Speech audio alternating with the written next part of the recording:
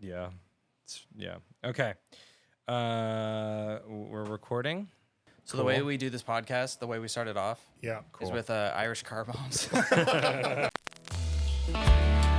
you and me been like a slow drought. Used to be on fire, now we're all burnt out. Baby, you and me like a broken beat. How we got to here is a mystery.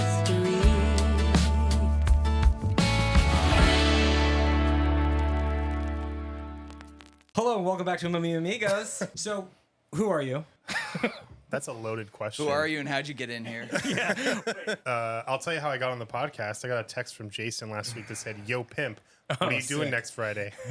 And I said, "How did you get this number?" I'm Chris or Christopher. Christopher. I have a YouTube channel called The Photo Department, and I noticed earlier you're wearing the shirt of our.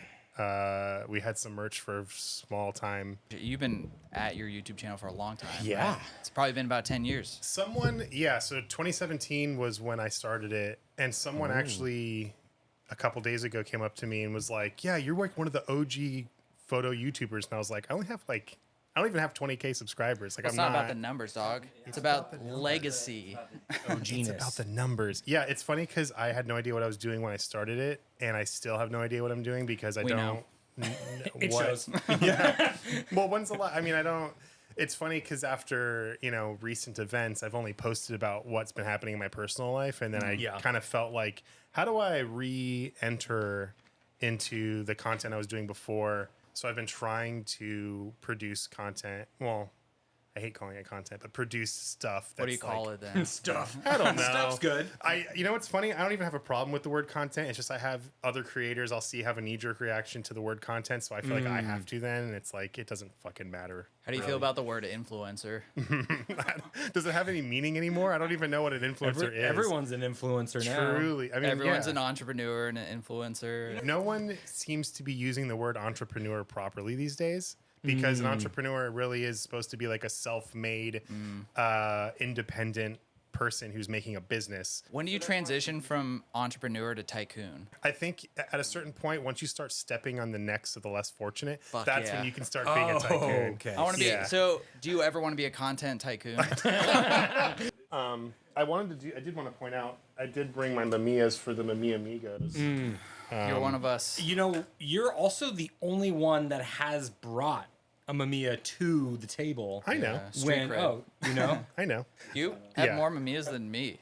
Yeah, I know. You're more of a Mamiyamigo than I am. Here's the thing. A lot of people talk about like the RB and the RZ and like, people who are like associated with Mamiyas. Like I've had like 4 at once before. Damn. So you keep letting them go and they keep coming back? Yeah, so like, you guys know, I mean, you don't really sell a lot of cameras, I feel like. He but sells more than I do.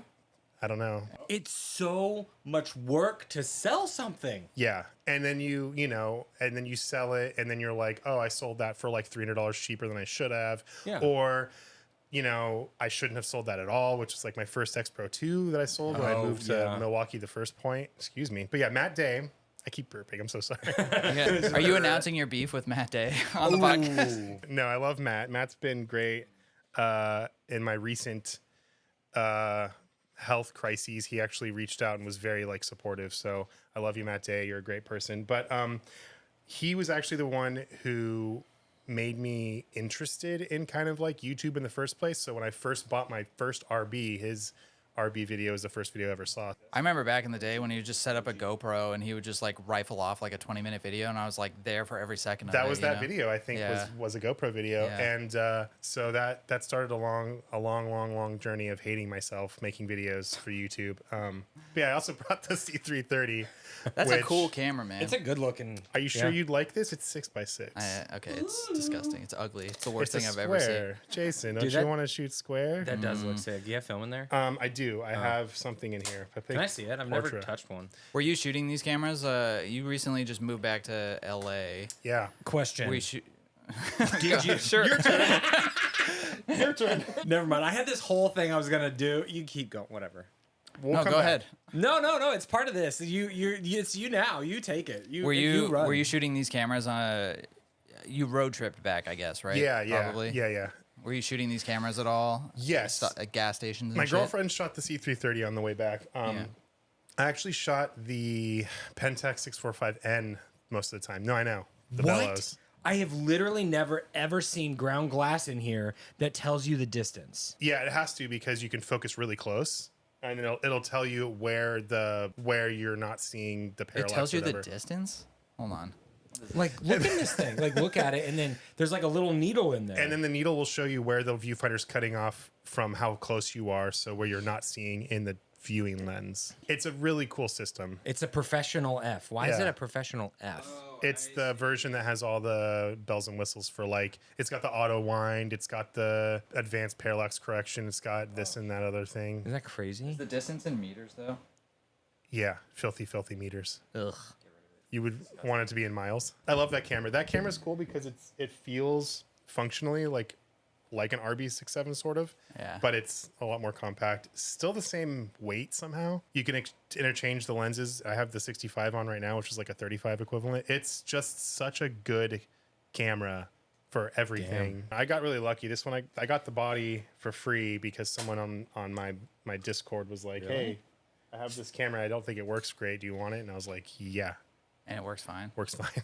So instead of saying, "Oh, this works perfect. Do you want it back?" You kept it. I did. That's the second time that's happened. That's the first time it happened out of the 2 times. So this last time, was it the Pentax? Yeah, the Pentax 645. That camera, I bought 2 lenses. The guy was like, "I have this body. It's broken. Do you want it?" And I was like, "Sure." And so I brought it, got it home, looked at it, realized that it was just in multi-exposure mode, just flipped it back to normal, and it worked perfectly fine. Damn. For the free camera. Do you, of all your cameras, which is the one that people come up to you on the street and talk to you about the most? Weirdly, the F2, the Nikon F2. really? Yeah, the black yeah. one. I don't know why. I think it's just because it looks like a journalism camera, so people will think like I'm a journalist from the 70s. I don't know. Maybe you are. You should lean into that. Yeah. What year is it? Are we still in Nam? Yeah. That and the C330. People love the C330 Yeah, I was it gonna say the looks... TLRs. Everyone Yeah. loves TLRs. Yeah. TLRs always. I wanted to ask, did you modify that so that it shoots 645, or did you just put a mask and then you just crop it? No, this is a Rolleiflex T, and it has a special mechanism built in where you can put it. You can buy it's like 16 kit, I guess it's called. You put the mask inside the film chamber, and it activates some like spring or something that gives you 16 frames and so on and so forth. Yeah. Okay, sounds dumb. You're dumb. Do you not like 645? You have a I Pentax love 645. So I have the Pentax 645, which is one of my terrible favorite camera. cameras. No. Oh, I know you've had problems with yours. It's a brick. Dude, I've had such luck with that camera. I've sold 2 like an idiot. It's just such a fast, versatile camera that I've had like really good luck with, and the lenses are great. I'm very sorry that you've had some problems. Maybe you should give yours to him. Yeah, give me You should your- give it to him. Yeah. He'll find out it's on like some mode or something. It's literally It fine. works. Honestly, man, yeah. No, I sent that thing out, man. I sent that out like a few times, and everyone was like, "Nope, it's dead forever." I know that there's like a daughter board in there that'll go bad, and it's just kind of like you can't really fix it. So Yeah, that's what happened. Damn But electronics. I got a Mamiya 645 now, so everything's better. do you have It's fine. the Pro TL or whatever? The Pro, yeah. Yeah, those are. Okay, that's the funny thing is the only electronic camera that ever failed on me was a Mamiya 645. Really? Yeah, I bought it in a kit with the grip and the prism and everything, and I loved it. It was so great, and I Yeah. shot it for like 2 weeks, and then it just like stopped working, and I brought it back to the shop, and they were like, "Yeah, we'll buy it back. We're sorry." And Oh, well, at least they that's couldn't good. fix it, but yeah, I just was so bummed because ergonomically that camera was so nice. It's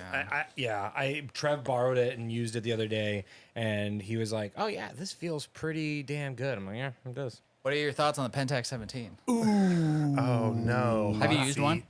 I haven't used one yet. I shot a couple frames on one. I met a guy at a dark alley. A meetup, and he had one, and he was like, "Oh, you want to see it?" So I took a couple frames. The camera though. Oh yeah, the camera. Yeah, but can I play with the camera afterwards? And my thoughts on it are that it's super exciting that Pentax came out with a new camera. Yeah. It's very cool. It's the same way I feel about Harman Phoenix. Like, it might not be like the perfect film, but it means that Harman is dedicated to producing color film, which is amazing. Okay. Do I want the Pentax 17? Like, not necessarily. Not because I think it's not a good camera, but because I don't shoot a lot of half frames. I do think it's interesting that that's the direction they went with it, but you know, Yeah. I'm not a Yeah. manufacturer. I don't know what it takes to manufacture a new camera. I'm sure it's a fucking bear. So I'm sure you could do it, man. yeah, I'll do it, guys. I'm gonna bring a new camera to market. It's gonna be You it's heard gonna it do here all first. formats. Every format? It's always Wow. yeah, And somehow, digital. and digital. It's always Portra somehow. Yeah. So I mean, people have talked a lot of crap about the Pentax 17, and that's that's their prerogative. That's fine. I just think to see the big picture, it's like camera companies are realizing there's money in the film business, and as long as that's the case, then we're gonna get cool stuff. Yeah. And film. The Pentax 17 I like because I do like half frame cameras, and everything I've seen produced on it like looks good. Like the lens seems great. Yeah, totally. The focus seems to work fine. Like everyone was like, why is it zone focus? But it seems to work fine. Well, I mean, yeah, I don't particularly like zone focus, but like I will do it. Like, how do you feel about the price? I mean, I don't know if I could do the price. I think it's cool looking, and I think people forget that too. One of the things that's important, people always ask me like, oh, what camera should I get? Like, what's would be a good camera for me? And I always say like, go to a camera store, pick up a bunch of cameras, whichever one feels and looks the coolest to you, buy that one, because that's the one that you're going to want to shoot. Yeah, but what if they They're come all back great. to you and are like, the M6 felt the best? And I'm going to be like, you're a piece of shit. I was going to say too that, it's exciting. Pentax coming out with a new film camera because like the only company I can think of who's still producing film cameras to this day is Leica. Yeah, totally. And I don't like the M6 all that much. I don't hate it, but I don't like love it. You crazy. It has, obviously played a big role in a lot of important work. So see that kind of stuff, that kind of technology and that kind of like bringing cool ideas from the past back is stuff I'm really interested in. Did I think Leica need to come out with another M6? Did they need to come out with another M6 like that? No, probably. M6? My thoughts. I mean, they have the don't MP. think so, but- I would love for Leica to come out with like, and I'm not saying like cheap, I'm saying like cheaper M series camera for photographers today. Because if I can go to a Leica store and buy a $1,200 Leica body, brand new, and get the same experience, like that's incredible. Because that's Well, you can also, I mean, but there are $1,200 Leicas out there. They're not TTL, or they're not like, they don't have meters, but well, I don't think it needs to have a meter. I also think that there's a lot of education and enough like information out there that you don't have to have a meter built into your camera to be successful. yeah. And I think that people have started to realize that like if the camera doesn't have a meter, they're not going to die. Because you can get like an M5 or an M3 or M2 used for like around $1,200, but then you have to CLA it for sure. You have to get lenses for it. You have to do. I mean, and the one gripe I have with Leicas, especially vintage Leicas, is like you have to get it serviced every year because it's a very precise piece of machinery. And like my Nikon F2, I can hammer nails into my house with it and still use it and doesn't need to be calibrated. So Those Nikon F2s are just. And you have the titanium one. They're built Ford tough. You know they're what I mean? built Ford tough. Ford tough. Yeah. It's funny, like That one really got you, huh? It wasn't even that funny. I did want to talk about a little bit, not want to talk about, but I have to point out I look a little bit like Ryan Reynolds' stunt double in why can't I think of it? Deadpool. Here, let me. Yeah. I hate that this is happening to me. It's driving me literally fucking bananas. Keep this in. Editor? Editor Jason from the future. It's just like, why can't you just stay where I want you to? That's what happens when you get the comfy chair. Yeah. Okay. Anyway. Well- so Ryan Reynolds. I don't think you look like Deadpool, man. You look pretty normal, That's all okay. things considered. Here's the thing. For those of you who don't watch my channel, I have cancer. Okay. When I got diagnosed in March, I looked normal because I hadn't started treatment yet. But the thing about cancer and a lot of other diseases is that the disease oftentimes is not what you see or affects you when you're getting treatment. It's the treatment itself. So I'm on like these miracle drugs that are keeping me healthy and are, doing good things. Some good shit. But they're also doing some bad shit. They're doing, yeah. And this one miracle drug I'm on, it targets this very specific mutation in the gene of my cancer and stops it, and actually has kept it from growing and like actually made it shrink, which is like really cool. But it also fucks with your skin. So like I have all this like rashy shit all over my face. It was really bad last week. Most of my body, it's very itchy and uncomfortable. And That you know, sucks. gross. Yeah. My girlfriend and I have been joking more so a couple weeks ago that I looked like Ryan Reynolds' stunt double in Deadpool. That's cool, right? And that's not cool. That's not It's chill. Totally chill. I love cool. it. Maybe you've told this story 1,000 times, but how did you find out you have cancer? So there I was butt naked. No, so Go Raw on. dogging a hot dog. Bro. Forget that story. I want to hear this one. my girlfriend and I were actually in Target. And it's funny because we were just being goofy. Like we were shopping and then all of a sudden I didn't have control over like my left arm and left leg. Like I just couldn't. Whoa. I could move them, but I couldn't move them in the direction I thought I was. Like it was like I had weird control problems with it.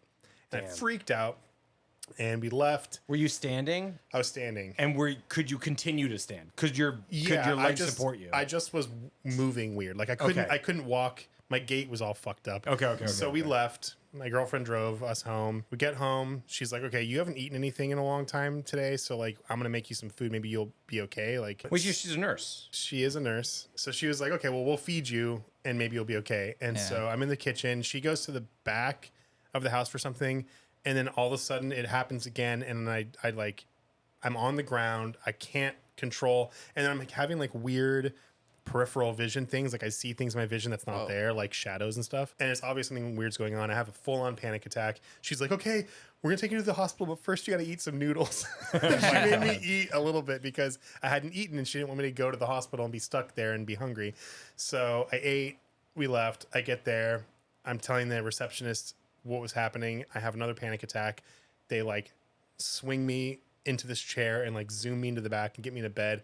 And like within seconds, there was like 30 people doing things to me. They weren't doctors though. They weren't doctors. I had a CT and MRI like right away. I had all these tests and stuff. And then they brought in a monitor on like a robotic thing, and it was a doctor from somewhere else. Holy shit, that's crazy. Consulting, and he would move it like a person, like he was looking at my body different places and moving the monitor. And I'm having a panic attack, and then this happens. I'm just like, okay, cool. What? Yeah, I was gonna is say, like, happening? what was you? Were you like, this is sick, but like also I feel like No, shit. I was like sobbing because I couldn't control anything. I was just like out of it. And then they're like, yeah, we think you have tumors on the outside of your brain that are causing pressure. So then they did the CT and MRI and they're like, oh, just kidding. You have 8 tumors inside your brain. Only 8? Only 8. But then they were like, also we found the primary cancers in your lungs. So you have primary non-small cell lung cancer with metastases to your brain. And I was like, that sounds scary. And they were like, it is. And I was like, oh yeah, right out of the gate, stage 4 lung cancer. But I met with a radio oncologist and he was like, yeah, it was really weird because he's basically a brain surgeon, but with like energy, like radio waves, like not like Oh, I thought you meant energy. Yeah, like he's got a bubbly personality. Yeah, he's like, we're gonna beat this with positive energy. He came in, he was like, yeah, so here's your brain, and there's like, we're gonna do like 8, okay? We're gonna zap them.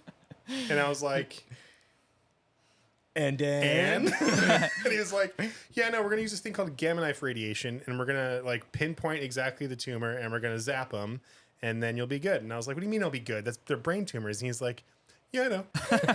And then I went with another consult with him a couple weeks later. He drew the weirdest side profile of a head kind of face and then tried to draw what the machine does. Is this a fucking potato or is this my head? I couldn't tell. When he was drawing it, I couldn't tell what it was until the very end of the conversation. I was like, oh, that's okay. He drew sunglasses on it and you're like, oh, okay, I get it now. I was like, I thought that was my knee. Like, okay, got it. So he did not go to a liberal school for art. Terrible artist, but he explained it really well. So he was like, yeah, we're gonna move this beam and we're gonna very precisely hit the tumors with this beam and it's gonna shrink and kill them. And I was like, okay. So we do 2 sessions. It was 2 hours total. And I got an MRI 2 weeks later and he was like, so here's your brain. Yeah, I don't see any. Yeah, they're gone. I don't see them. They're gone. And I was like, what do you mean? That's it? They're gone? And he's like, there are no more tumors in your brain. And I was like, cool. Now what? And he was like, now you have no tumors in your brain. And that was the end of it. You're like, cool. I love that for me. What about the lungs? Well, that's the thing. I was scared about the lung part because obviously lung cancer is serious, but I was really scared about the brain cancer Well, because yeah, it's his brain. it's, you know, what if something happens and I lose my personality or my memories, or like I don't have motor functions or whatever. And the way they treated it, that it was just like pedestrian, like it was just another procedure.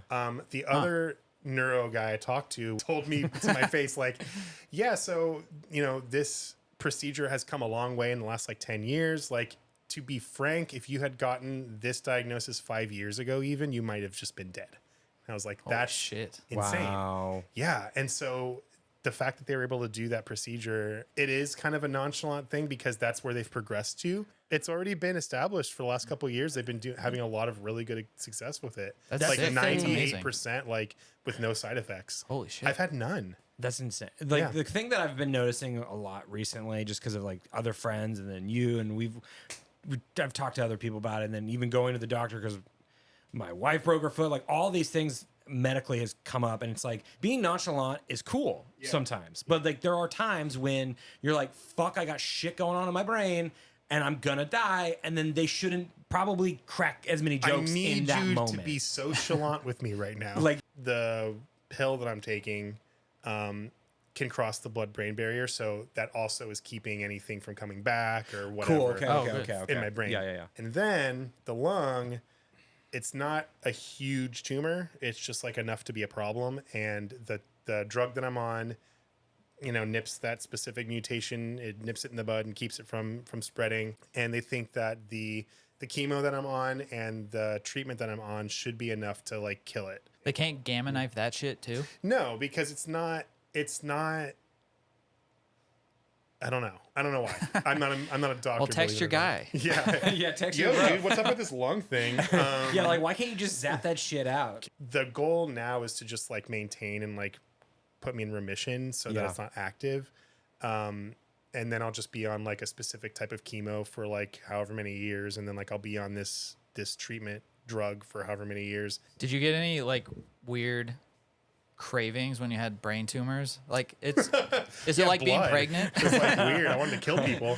I didn't have to, I guess, but I made a bunch of videos where I was like, hey, everybody who watches my videos, I am not well. And then it just kind of became about that. Yeah. Which I'm totally cool talking about it. Like I have no problem, but it's also like, I don't want my channel to be like Journey of Cancer Boy. Like, oh, sure. I want it to be back to what I was originally doing, but Yeah. I have to redo or rethink how I want to do things, because before I was really comfortable just sitting in front of a camera and talking, and now not so much. Now I want to be a little bit more creative and like have it be less of my face and more of like other stuff. Gotcha. And it's just because of the way that you feel when you're now in front of the camera because of these miracle drugs that you're taking. Yeah. Is that it? It's kind of that, and kind of it made me rethink like, okay, what about my content do I like? What do I really want to be putting out there as like my work? And I realized that like it is the easy way out to kind of like sit or stand in front of a camera and just talk, which like you've stopped doing as much. Like you don't do it as much. You have a lot more B-roll. I don't know. I don't know about that. Because I noticed, because a lot of your older videos, you did have a lot. It was a lot more of like talking head stuff. But lately you've done a lot more narrative stuff. Like I just was watching the Rolleiflex road trip. And like that video is intrinsically more interesting because I don't know if it's just me. I really like voiceovers that are like kind of talking about what's happening. And like, that's why your guys' videos are interesting, because you guys go out in the desert and find an abandoned, you know, outhouse with a poo in it, and like you can make it interesting because all the stuff you talk about and do around it is interesting. Well, I like what you've been doing with your stuff lately with the like ultra wide shots, and it seems like you're being more intentional with the video camera work and stuff, and I thought that was like really kind of nice, because a lot of people don't really, you're right, a lot of people don't do that. It's usually just some dumbass like me who just sets up their, you know, camera in their tiny shitty little office and is like, but it works. I shot Portrait 400. I mean, it works. Portrait 400. It works for you though, because yours is recognizable, and you have like a cool space that you can still like stick a camera this direction, and people are like, I know, but you can't do the same thing forever, right? So you totally can. But, and this is just me talking about myself, which is stupid, but I think my channel peaked when I lived in LA the first time, and I had that apartment I was living in, and I had that like camera setup that was like looking into my kitchen kind of, and I had like really nice lighting. Do you guys know Forrest Mankins? I was gonna say, it sounds super familiar. He's a really good photographer. He's like really well known. He posted a screen grab of one of my videos from when I was in LA of that talking head setup, and he was like, this is like one of the most beautiful setups I've ever seen in a YouTube video. And I rode that high for so long, and I cannot recapture it. Sounds like you're still writing it. Yeah. Kind of. I mean, it's a compliment, but It's a compliment, but like what it did was it made me think about what I was doing more, because I didn't set that scene up to be special. I just was like, oh, this looks okay. Like, I'll just do this.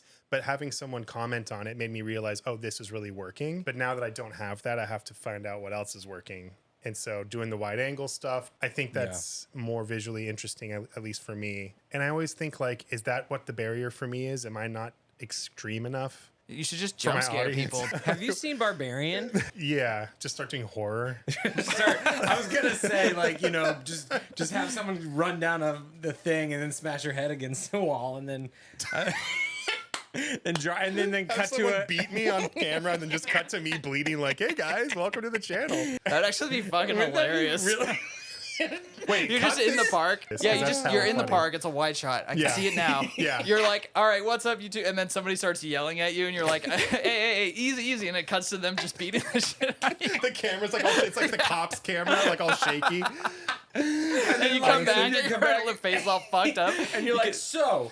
I love what Phoenix is doing with their new emulsion. It's great. You're just like fucking... What I did want to address is you've got your legs out here like a common streetwalker. What's happening? Not just his legs. hot Something in else here. is hanging out. I'm trying this new thing called getting a tan. How's that going? It's not. You do look very like pink, like a healthy, Like a nice salmon. like a nice salmon. No, almost like a well done pork. I decided to wear jeans that I haven't worn in 3 years, and it's the hottest day this week. Fit in those jeans, man. Hey. That's good. Good for you. What I did want to say though is I admire the balls, not just the physical, but the metaphysical, because I should have worn shorts because it's very warm today. It's very warm in here. Is. Can you imagine a sponsorship from Coke Zero? Be fucking sick. Honestly, we bankrupt them. Coke Zeros down like nothing else, and then also Topos. Both those things. Anytime we're on a trip, we just. But would you butt chug a Coke Zero for a sponsorship? I would. 100%. Back to back. He goes, then I go. Or you guys do it Requiem for a Dream style, ass to ass. I don't know. I still haven't seen that movie, so that was a spoiler. You guys work in the film industry, both of you, or you do? You don't? Yeah, you he quit. you quit. I quit. Yeah. But you do still. Quitter. Yeah, I do. You're a VFX. Soup. God. Yeah. How Big is that? time. Great. Moving on. I don't know what else. See, it's like it's awesome. You get crafty. Crafty's good. I do miss crafty. You get That's to what I stand miss. around and be like, "That's not how to do it." Is that your job, pretty much? Yeah. Then kind of creating how visual effects like go. Like if they're like, "Hey, we want to make a person get run over by a helicopter." Then I'd be like, "Oh, that's weird, but okay." And then I tell them like what the best way to Run do that over by a is. helicopter. And then I'm also like, "How much money you got?" You know. So it's like that. You know what a like on-set fluffer is? I have extensive experience in that. Okay, so realm. he's that except for visual effects. Yeah. Oh, 100%. how do you fluff a visual effect? Okay, I can see it. Yeah. Disgusting. I was gonna say also, the last time I saw you guys in Persona, you were there, right? Yeah. We went on that hike. Wasn't it the hike? Yeah, I brought no camera and no film, and Just you raw dogged it. I raw dogged Really? it. 2021 is when I moved Yeah. to Milwaukee. Yeah. It seems like We so like long just ago, doesn't basically it? met you, and then you're like, "Peace Later. out." You're like, Yeah. "Bye." Moving to Milwaukee, if it wasn't for love, which it was, I don't think I ever would have. It was not the move. I did not thrive there. I had a bad time. Well, you opened a lab there, right? That's the only thing that was good about Milwaukee, pretty much. Being with my girlfriend and our dog. No, the lab was like such a weird thing to do because I didn't plan on doing it. I've always processed my own film at home. You know, I always thought like it'd be cool to run a lab, but I never had any plans to do it. But I lost my job at Kohl's. Did they give you coal cash? Coal's cash is like severance. No, actually, I got fired, so I didn't get any severance. And then I panicked and was depressed. And my girlfriend was like, "You need a job." And so I thought that it was a good idea to open a lab, which was pretty successful. So successful that I couldn't do it on my own because I was really dumb. And I was like, "Oh, I'll offer mail-in. So if you want to mail it in from wherever." And I just got buried in orders, which is like a good problem to have. right. But I couldn't like hire anybody because no one knew how to scan. No one knew how to do. I'd like teach them everything. Yeah, couldn't. But Yeah. could you not do that? If I had more of a budget, maybe. But like, it was one of those things where like I need someone right now because I have orders from this week that need to go out, and I don't have time to like train someone to like. Fair. Are we talking like hundreds of rolls of film every week? So I was Wow. doing like 200-ish rolls a week. I had to close it down. But when I was still doing it, I didn't close it down at first. I like pared it down to just locals, and I was doing it from my home. I came out here to do a photo shoot last December. And Jason Lee had opened Eagle Rock Camera, and I stopped by to check it out, and he was like, "Oh, I'm opening a lab," and I was like, "That's funny. I run a lab in Milwaukee," and he's like, "Oh, you should move back here and run my lab," and I was like, "Okay," and so then I convinced my girlfriend to move back to LA with me, and that's why we're back here. Sick. So did he actually mean it at that point, or did you guys have to actually No, have I moved like, back, and he was like, "What are you doing here?" I was joking, like, "You need to leave, or I'm calling the police." Yeah, that makes sense. No, when I first met him, he just was like, he was super excited about the store, about the shop, and like what they were doing. And there wasn't anybody in the shop at the moment I was there, so he was like kind of just talking to me. And he was just like, "Yeah, And then later this year when I opened a lab, and I was like, "Oh, that's so cool." He's like, "Yeah, I was running a lab in Milwaukee, but I'm moving back here." And he's like, "Oh, you're coming back here? You should help me with my lab." And I was like, "Yeah, that would be super sick." And he and I hit it off, really quick. Yeah, it was kind of strange, but it was like really cool because, I've never dated a celebrity before, but he's a gentle man. That makes sense. We just hit it off and became friends, and he's just really excited because his idea of what the film lab should be and my idea are like exactly the same. Like, he loves Process community and develop film. Right, and maybe scan. We'll see. Who knows? He's just like super into the community aspect and like really wants people to be involved. Sick. And that's the part about it that I love. That's a cool shop too. Like cool little shop. Oh, you've over been? there. Yeah. Yeah. Yeah, it's cool. I need to go back now that it's open. It's cool because you think like, oh, a film camera store, it probably gets like okay traffic, but there's people in there all day long. It's crazy. Yeah. They had a good inventory when I was there. I went the day it opened, and they had a good inventory then. And it seems like every day there's a new fucking camera. So it seems like the inventory is even just expanding. Yeah, the turnover is crazy because people come in and they see something they want, they grab it. And then Jason will be like, "Oh, let's put this camera on the shelf now." It's like, "Oh, Mamiya 330. Oh, Rolleiflex 2.8F. That's pristine." Like, so then do you work there right now or no? Yeah, so we're figuring out the construction because it's in these bungalows that are behind the shop. So we're figuring out the construction aspect. We're like planning out the inside. We've already gutted it. As soon as we start construction on the lab, we'll just be doing that until that's done. I'll be sourcing like the machines and stuff. Oh yeah, are you doing like the tried and true Noritsus and Frontiers, we're just digicams like from the 2000s. We're gonna with the flash on. Oh my god, that's 6 megapixels. 6 megapixel tops. We got some 2 and 3s too. So yeah, dude, we want it to be. We don't want you to see any detail. That makes sense because you probably do a bad job at developing. We don't even. I don't even know if it's developer we're using. I think it's just vinegar. No, we got lucky. We got. We have an HS 1800 Noritsu, Flex Tight, the X5. Okay. For like super high res, like super nice, That's awesome. Yeah. Not quite drum scan, but kind of getting there. In between, Yeah, and then a Frontier. The idea is like I really want it to be, yes, you can come here and you can get your stuff scanned and processed and all that stuff like normally. Or if you're interested in like really learning how this process works and if you can do it yourself, like please come. Yeah, 100%. Yeah, and see. I think one of the things that is really interesting when people start getting into film now, because film is coming back obviously in like a big way.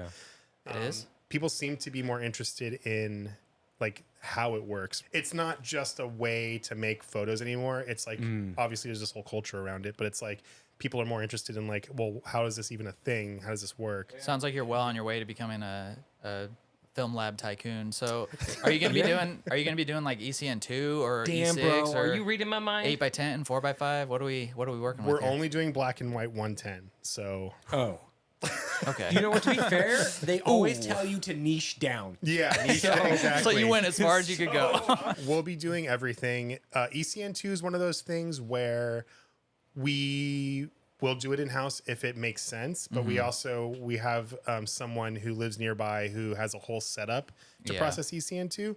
The only consideration there is we want our turnaround to be really quick. So we're talking like day of or next day turnaround for C41 black and white and E6. Yeah. And if we can do that with ECN2, that'd be really great. So Dude, that would be crazy. It would. But we also have to be realistic. Yeah. No, you shouldn't promise and Promise underdeliver. the world. Yeah, exactly. That is the way to go. I mean, the thing is, like, I've been processing ECN2 at home. You can do it. It's just like when you have a lot of ECN2, and I had this problem with my lab in Milwaukee, it's just like the REM jet is a big problem, getting it off and making sure it doesn't re-adhere. And you can't half-ass it at all. Got a whole asset. I love slide film and want there to be a good lab for slide. Yeah. And so I want to offer it. Slide is so. I shot some Provia on our Wyoming trip that we just took. Yeah. And I got it back. And I'm like, fuck, it's Every so good. time I shoot any slide film, like I shot some Ectrochrome recently and processed it at home and was looking at it and I was just like, why do I shoot anything else? I know. Why? That's all I shoot for color now is Ectochrome. Really? I'm an Ectochrome girly these days. It's just all the stuff from your trip. I haven't even finished the video yet because it's so goddamn long, but it's and boring. It's so good. No, it's the pictures are so good because Ectrochrome just slaps. And I was looking at, not to get too meta, but I was watching the video and you got to that point where you took a picture of your friend inside. He has the glass. Oh yeah. Like, I know you think it was underexposed. Like, I guess technically it was, but the way the exposure is on his skin and the way the glass looks like that, I thought that was a really successful photograph. Yeah. Have you ever taken photos and you get them back and you're like, these aren't it. But then you look at them 3 months later and you're like, actually, all of my work ever. What is that? What is that about? Is that just you were expecting something else and it takes time to? I think when it comes to photography, especially expectations are everything. Yeah. And if we go in, if I shoot a roll of Portra 400 at 200 and then process it, yeah, I know what I'm gonna get for the most part. Yeah. But stuff with slide film, you don't really know because you can kind of see I think I metered for the skin, but until you get it back, you're not really gonna know what it's gonna look like. I guess for me, managing my expectations is one of my biggest problems because I have weird expectations for myself. I expect that I could just do all this stuff that's amazing and it's super easy, but in reality, I need to put more work into it. Into your image or into everything. Exposure or into any work that I'm doing, videos, taking photos, getting in touch with your feelings, getting in touch with my feelings, feeling my feelings. And especially now in hustle days, everyone's hustling and has a side hustle and everything's monetized. Everyone has expectations that everything has to be perfect or at least has to be professional. And that really breaks down for me, the creative process. It's creative. It's hard sometimes. You get into these creative endeavors and you're just like, oh, I'm having so much fun. And oh my God, I'm being fulfilled. And then you start doing it more. And then you kind of because I guess we have channels and stuff, and then we kind of keep going with it, and it at a certain point it becomes more than just that hobby that you picked up and that thing that you just you like to do. And I was thinking about this. I was like, what do I have in my life that I don't I just do it for pure enjoyment and nothing else. Star Wars. Yeah. But you don't really do Star Wars. You just like Star Wars. I just like it. Did you watch The Acolyte? Yeah, it's garbage. Everyone says that. I saw one scene and I was like, that looked cool. Yeah, it's because it's a scene out of context. The storytelling is abysmal. Yeah, but Obi-Wan's in it, right? No. What about Windu? Is he in it? Yeah.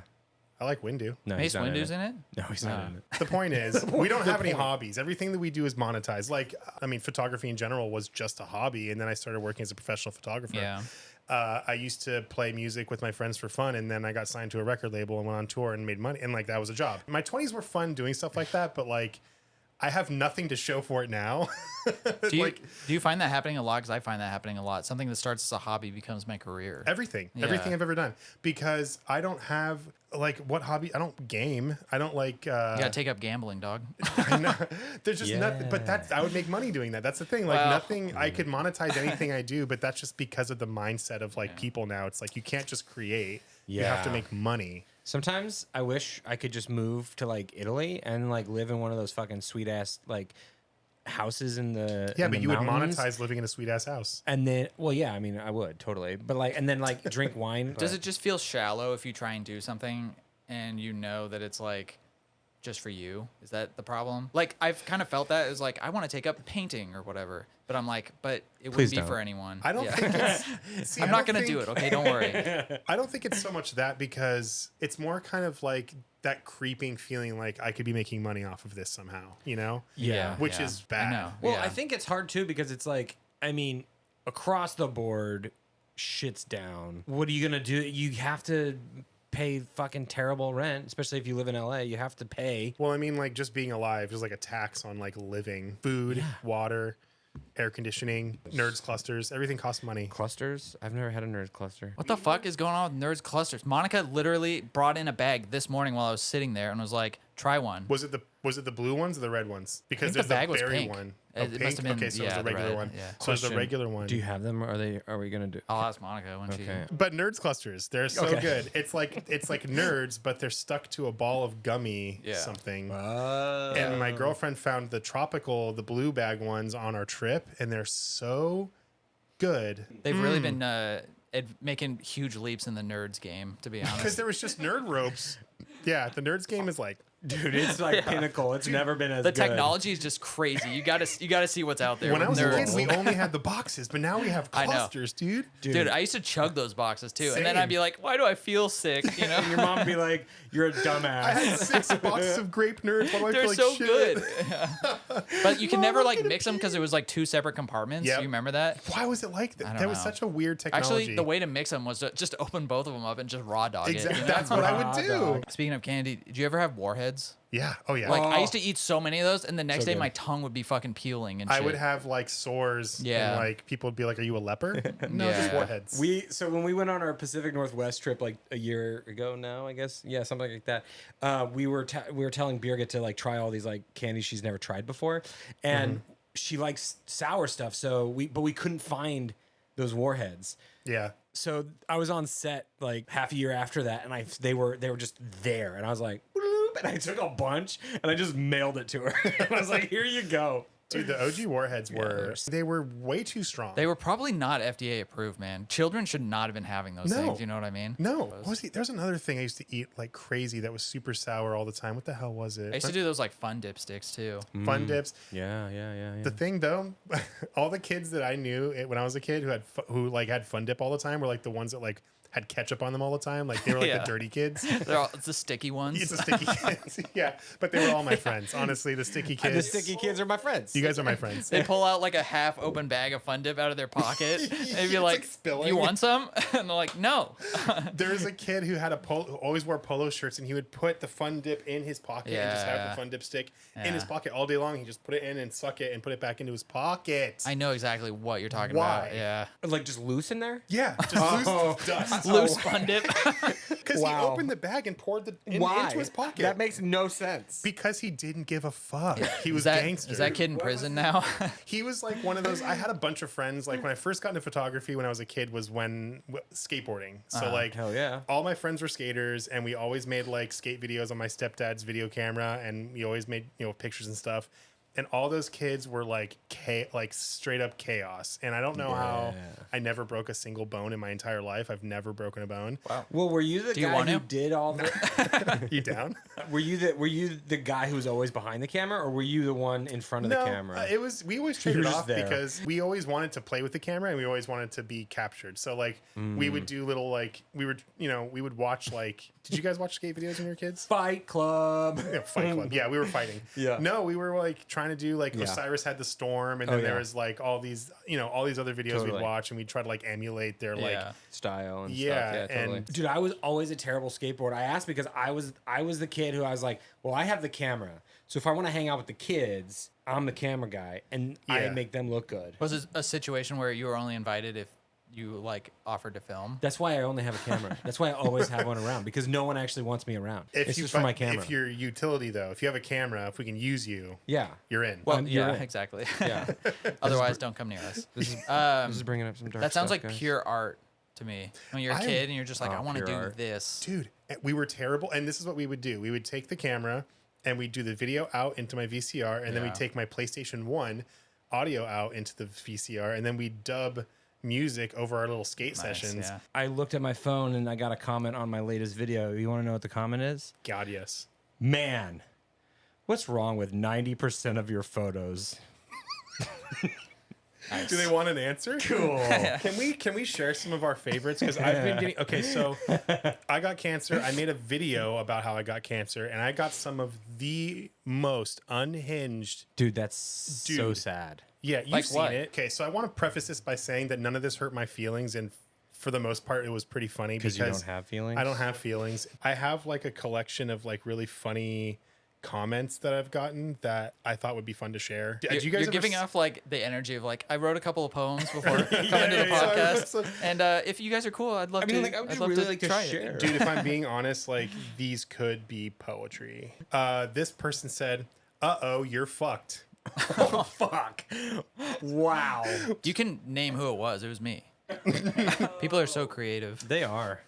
People are so creative. And it's funny because my specific type of cancer is actually a genetic thing, mutation. No matter what I did in life, I would have just gotten it anyway. It's like nothing I could have done. Smoking had nothing to do with it. Environment had nothing to do with it. I get a lot of, I made a video a long time ago that I still get comments on. It was about like what cameras they shot on the moon. For the moon landing. I swear to God, half the comments on that video are like, this guy thinks we went to the moon. Yeah. It's like, okay, that's not what the video's about. Is there anything you wanna plug? Oh yeah, plug-in. Yeah, please, if you're in the LA area, come by Eagle Rock Camera.